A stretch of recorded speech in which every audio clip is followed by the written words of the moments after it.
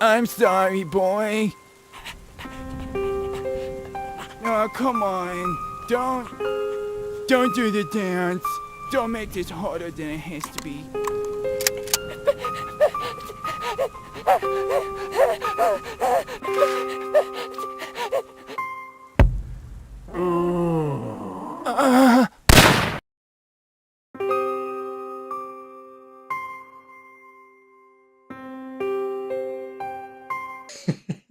Well, that was something. So at CitizenCon today, we had a lot of really great announcements, but one of the best was the public execution of LTI live on stream. For those of you fortunate enough to not know what I'm talking about, LTI, or lifetime insurance, is basically a FOMO tool used for years by the marketing team to help sell ships on release. Now, before I suddenly die of an orca whale attack, let me give a little clarification. LTI is not actually dead, at least not completely. There's a lot of confusion around this, so on top of just making fun of it, I want to add a little clarity. There's a really good Reddit post that goes over this, but I'm going to be referencing this and using this as the basis for the explanation here. Basically, he explained that there's a difference between insurance and a warranty. A warranty is a claim that essentially gives you a new ship.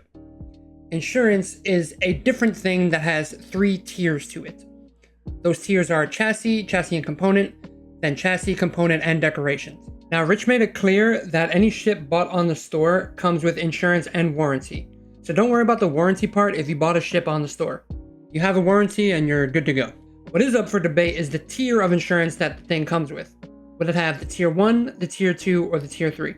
Now, the drama is that it's possible that a ship bought without LTI will have maybe tier 3 or tier 2 insurance and possibly downgrade to a tier 1 once the duration runs out. For example, if you have 10-year and it runs out, then you won't have tier 3 and go to tier 1.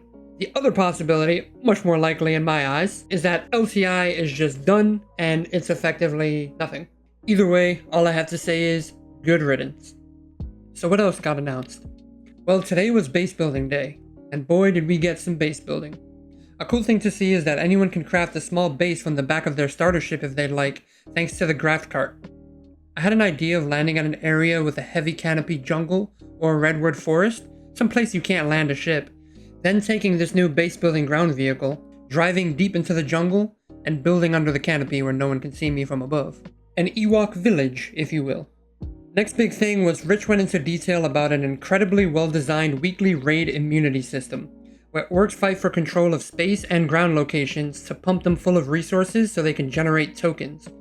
The few orgs with the most tokens in the system will be granted a week of invulnerability for their bases. If you ever got into a fight at the Comare over Jumptown, this is kinda like that.